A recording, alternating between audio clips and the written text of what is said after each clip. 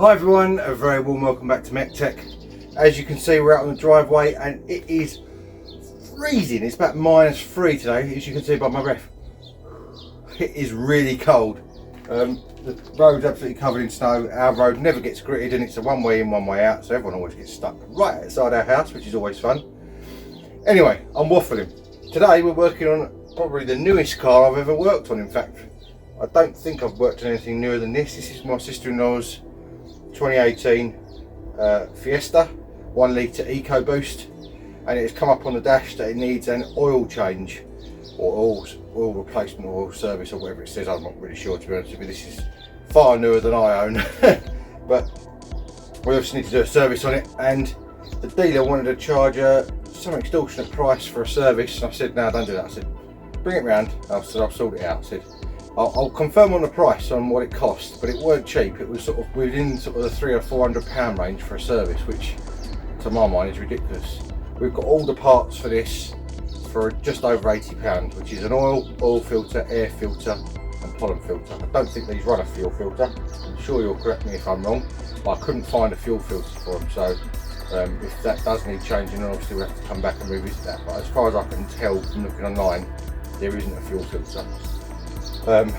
So yeah, we need to get this up in the air, get it all stripped down. I'm assuming it's probably got under trays and stuff underneath it, unlike all my old cars, which is just open.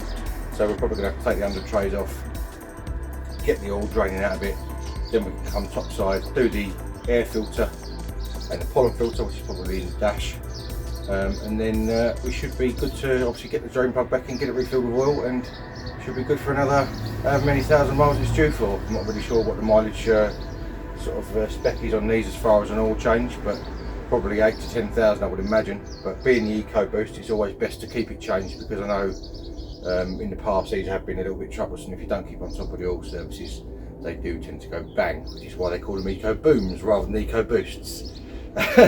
Anyway, I'm waffling. Let's crack on and get this jacked up, get some work done.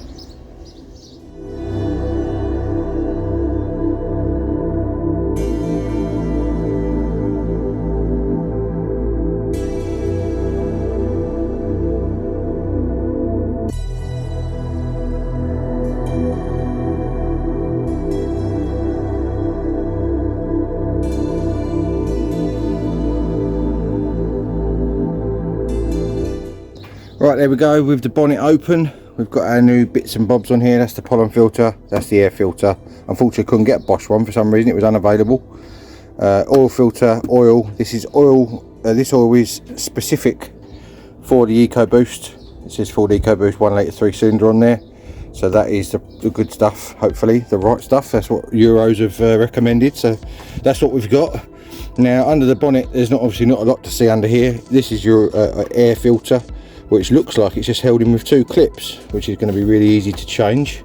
Underside, as I suspected, I'll just show you, there is a massive plastic under tray which you've got to get off, or fabric under tray I should say. The front part of it's plastic, but you don't take this bit off, you only take off this sort of carpeted bit, which is held on with a load of Torx bolts.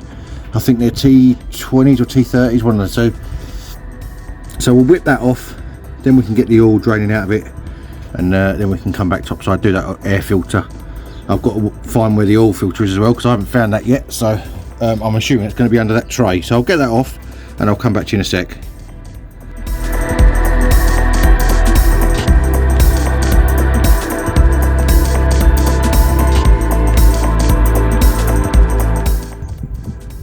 Rightio, with the under tray off, as you can see, that is the drain plug there. Looks like a 13mm bolt, and if you look up in the distance up there, you'll see the white filter. That is right on the back of the engine, so I'm laying right underneath the car at the moment, so make sure you're well propped up on axle stands like I am. So we're going to get the oil drained out first, because obviously otherwise we'll have oil everywhere. Get that all drained out, then we can, obviously that's a spin-on oil filter up there, so it should only be, well, I say hand tight, it's a bit tighter than hand tight, but it shouldn't be too difficult to get off. Hopefully you're only supposed to do them back up again when you put them back on hand, with your hand as tight as you can. So I'll get this draining out, get that all done so we don't get oil all over our heads when we try and do that oil filter, and then that should be that part of it done, and we can go topside and do the air filter. So I'll get this drained and I'll come back to you. Right, I thought I might as well film this coming out. Hopefully we've got the right size socket. Yep, we have. Hopefully it's not too tight. Why these drain plugs seem to be ridiculously tight. I think I'm getting weak in my old age. Here we go.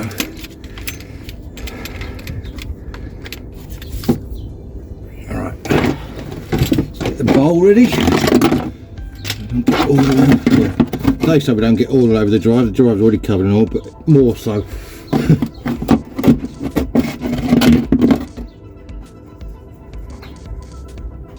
Now, this being quite a new car, I'm expecting this not to be too dirty. It's a little bit dirty, but it's alright. Nothing too horrendous. Now, as I say, it is mega cold today, so it's not going to drain out as quick as what it normally would. And I didn't particularly fancy getting burnt, so I didn't warm the engine up too much. So we'll let that drain out. Usually I would obviously start doing the oil filter while this is draining, but because it's right above where the sump is, I'm going to get covered in oil if I do that, so I'll let this drain out first. In fact, we'll go topside now, do the air filter, at least that's done then. I'll come back to you when I'm not laying underneath the car freezing cold. Right, as I said to you a minute ago, the air filter's in here. Now this looks remarkably easy. I think it's just these two clips, and that has got two tabs on this end which it clicks into. And it's as simple as that. Look at that. I haven't got to take the cables off or anything. See how dirty this is. That's not too bad at all, really. Nothing horrendous. Obviously we'll change it while we're here. We've got a nice new one to go in there. It's quite a deep filter on this actually. There's our new one. It has got a shape to it, as you can see there. One end is sort of diagonally cut, so it can only go in one way. So it just slots back in the box like that, and make sure it's sealed around the edge into the little groove. There we go. That has got to be one of the easiest air filters I think I've ever changed. And that is it. Simple. The old one wasn't too horrendous really, but obviously best to change it, keeps the engine breathing nice. So that is probably the easiest filter on the car to change. The pollen filter is probably the hardest filter on the car to change, which is what we're going to do next, I think, because that oil is still draining out at the moment, so we'll do that next. I'm going to find where it is and I'll come back to you. Right, I've just opened the passenger side footwell in now. Now usually on the Fords the pollen filters are up in this footwell here, so I'm hoping this is going to be the case on this one. They usually got a couple of little clips up here which hold in this bit of carpet. In fact, yep, there it is there. You just pull those off, the little plastic push on clips. Two of those, that pops off. If anyone wanted to know, the fuse box, or one of the fuse boxes, is also under here as well. So again, on a lot of Fords they are like that. Now usually the pollen filter is up in this corner. Is it the same on this one? That's the question.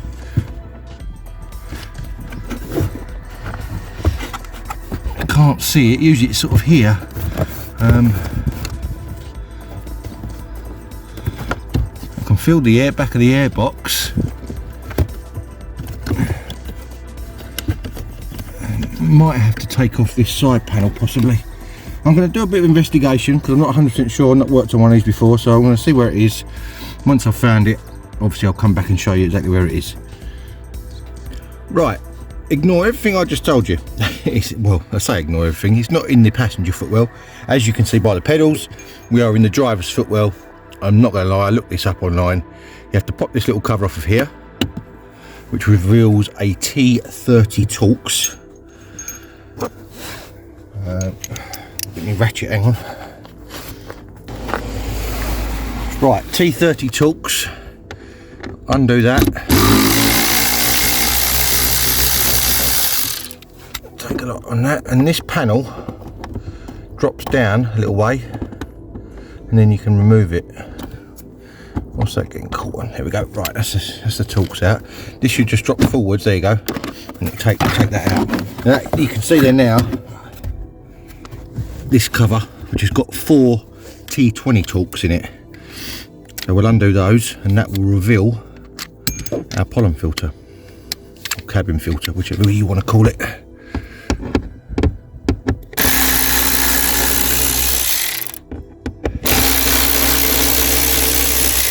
Quite nice being on this side of the car. Got the sun on my back.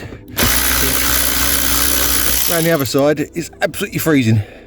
Now, looks like someone's changed this before, and they've left a screw out because there's one up there. It should be one up there, but it's not there. So there's only 3 holding it in, but that won't hurt. It's absolutely fine. And this just pulls out. There we go. A little bit fiddly. Doesn't matter if you bend it about a bit. Obviously, especially with the old one, because obviously you're taking it out. There we go. Pretty grimy. Not too. Well, it doesn't start off that clean anyway, but it's not mega clean, so it's good we're changing it. There's a load of gunk in the pleats. Look at that lot in there. That's what it's protecting you from, all the road grime, all the pollen. Look in that one. So that is good we're changing it. Let me go and grab the new one, I'll show you the difference.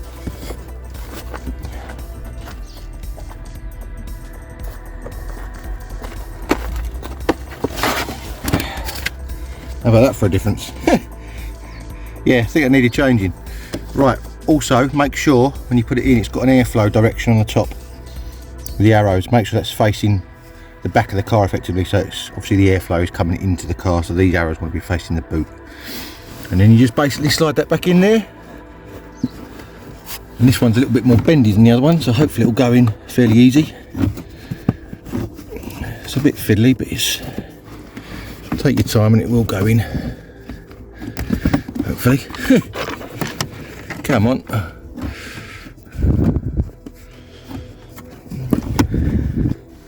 See, it does get a little bit caught on the housing in places, so you've got to be careful with it. Not so bad with the old one because you can pull it out and you ain't got to worry, but with the new one, obviously you don't want to damage it. Making a right meal of this, aren't I?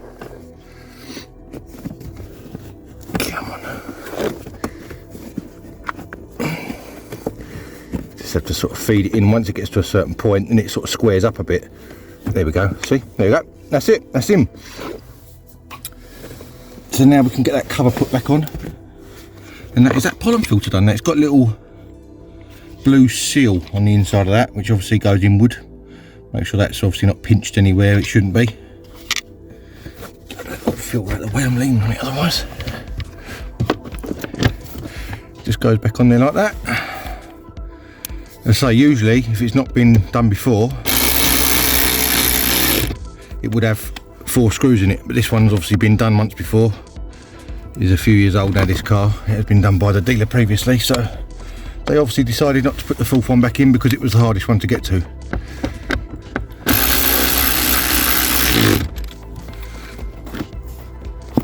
Yeah, but that's okay, as long as it's on there and it's sealed, which it will be. There we go, that's it, and that is that job done. Right, got to put this cover back on. It's got some little sort of tangs on here. Just move this round a bit so you can see. It's got like 3 tangs, one there, one down here, and they slide into these little provisions on the back of this trim. You can see that on there. So just make sure, obviously, when you put it on, they slide into those pieces there. So you just have to start it a little bit further forward. Just making sure I'm getting them all in. Start it a little bit further forward and they just sort of slide onto it so that it doesn't rattle about. Like that. That's it. And then you've got your T30 Torx to go back in there.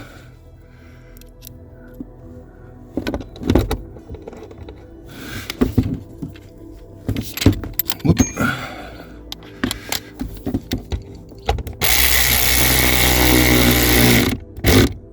So don't go too mad on that because it's only a plastic trim.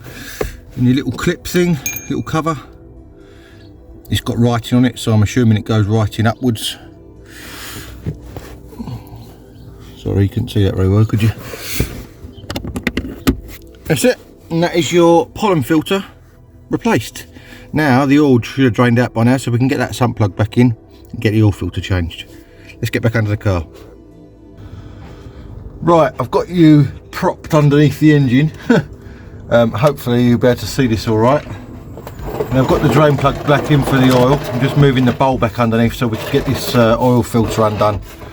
Now I'm hoping it's not going to be too tight. I have got some oil pump, or oil filter pliers rather I should say, in case I need them. I can't find what I've done with them, but I've got them here somewhere. There they are. So hopefully it should come undone. With any luck.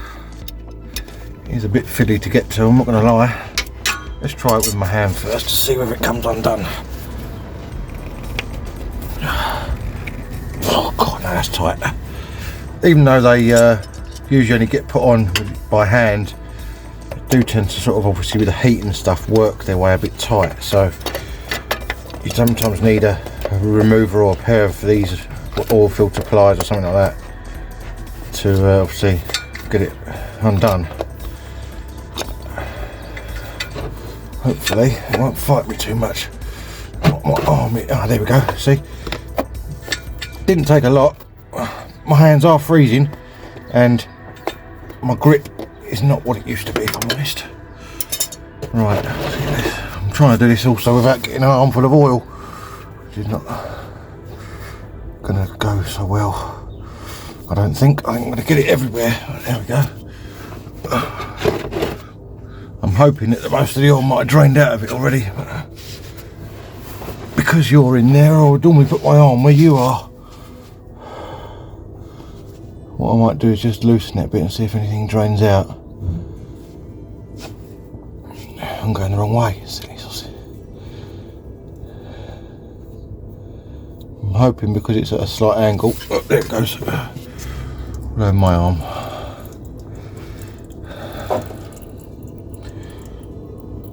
Exactly what I thought would happen. That's alright, we'll let that drain out for a minute and see once it's got most of it out, then we can get in there and undo it properly.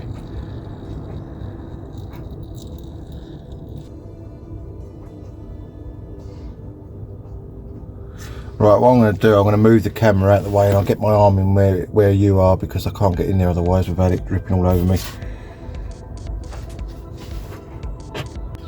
Right, as you can see there, I've got the new oil filter just spun on loose for the minute. Just need to wipe the oil off of that housing. I had to do it off camera because I had to get my arm in right where you are to stop it literally dripping all over me. So that is obviously changed over. I'm just making sure that there's no oil that has dripped out obviously on anything that's going to get hot or anything like that, because otherwise it'll make an horrible smell. Don't think there is, but I'm just making sure. There's a little couple of drips on the sump here, and basically you just want to snug this down as tight as you can. I have put oil on the seal. Make sure you do that before you put it on as well, because otherwise it could well, it won't seal, it might not seal properly. Alright, so that is as tight as I can get it with my hand, which should be absolutely plenty tight enough. I'm going to just move position slightly and see if I can get it a bit more with my right hand. Well, I don't think I can. Very slightly, but that is more than tight enough, I would have thought. I just want to, just so I know how tight it is, I want to put these pliers on it and see what it feels like in comparison to when I took it off.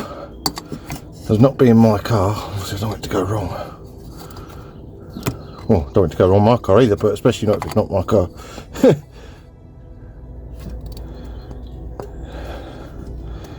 Get a couple of little.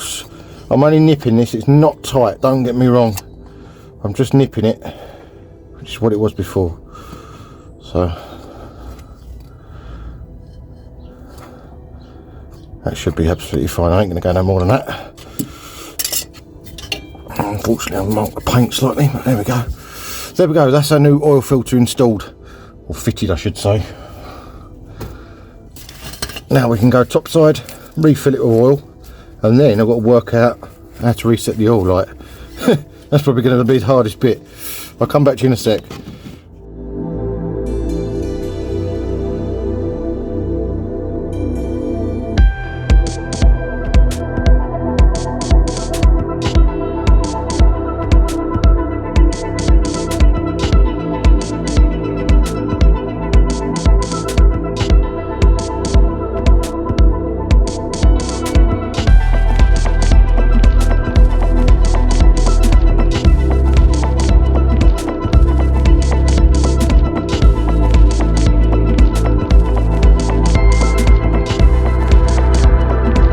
Right, that is the oil in. I'll just show you the old oil on the floor down here. Pretty dark, as you can see, but nothing wrong in it as far as contaminants or sparkles or anything like that. So I'm going to just start the engine up now, get the oil circulating around, and then obviously we'll be able to check it again once it's obviously filled the oil filter and everywhere up. So get it started and go from there.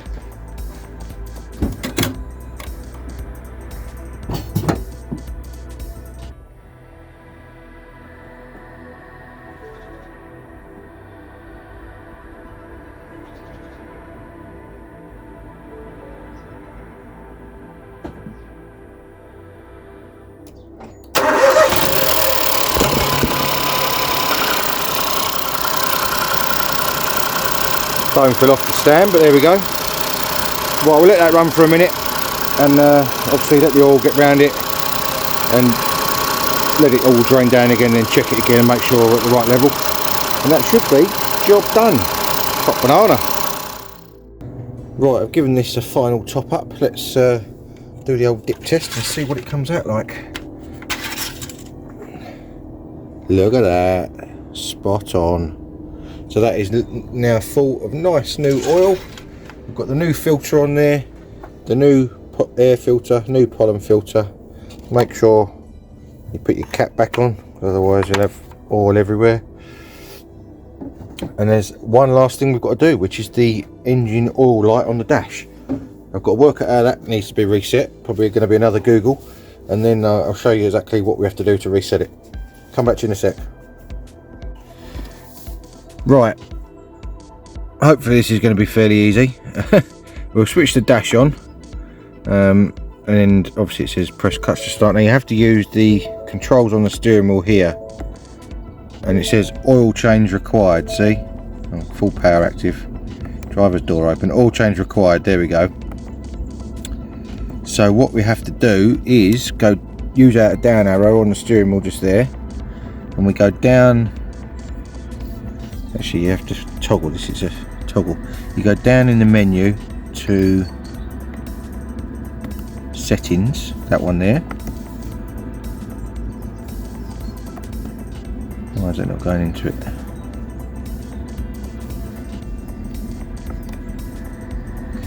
Right, and you go down to vehicle settings, and you go down again to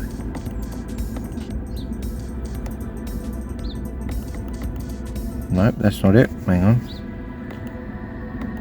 Okay.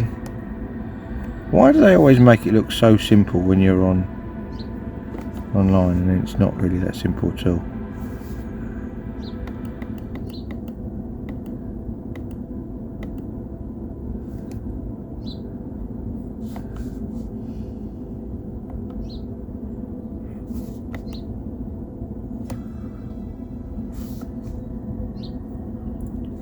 Information, maybe, tire pressure, oil life, there we go. So you have to go, let me just go back and show you again. From the main menu you go into settings, then you go into information, and that brings up this menu. You go down to oil life, select oil life, and it says 0%. So then you go reset oil life, hold OK to reset life. You hold that down, oil life successful, there you go, oil life 100%, and it's as easy as that as far as I'm aware. So that is that reset. So now when you obviously switch the car on and off, let's just switch it off, and then we'll switch it back on again and make sure that that oil indicator light doesn't come on. Push clutch to start, driver's door open, bonnet open, full accessory power mode. That's it. So it hasn't come up. Let's just start it up, make sure it doesn't come up when we start it. Vehicle is on. Yeah, I know, I just switched it on. No oil life saying 0, so that's good. That means that is reset then. And as you can see now, according to the car, it is 0 degrees. I think it's a bit colder than 0 degrees, but there we go. So that's that job done. Lovely jubbly. Right then, that is going to be it for this episode on MEC-TEC. Another successful job done, and should keep the Fiesta on the road for another year at least, hopefully longer. I know we didn't do the spark plugs on this service, didn't really feel they were needed. The car's only done 17,000 miles, so it's not done many miles at all really. It only gets used sort of locally and stuff like that mainly, so it will be absolutely fine until the next service at least before it needs any spark plugs. I've learnt some new stuff on this today. Obviously I didn't know how to reset the oil life on a Fiesta, now I know that. I didn't know where the pollen filter is, now I know that. So, and hopefully help you guys out too, if obviously you decide you're doing your own service, then obviously you know where things are. It is all simple stuff really. As long as you've got basic tools, you can save yourself so much money from going to the dealer. You know, it's really, as I say, I'm going to check the cost of what she got quoted. I'll put it on the screen. But it was a ridiculous amount of money for basically what we've just done in an hour and a half. It doesn't take that long.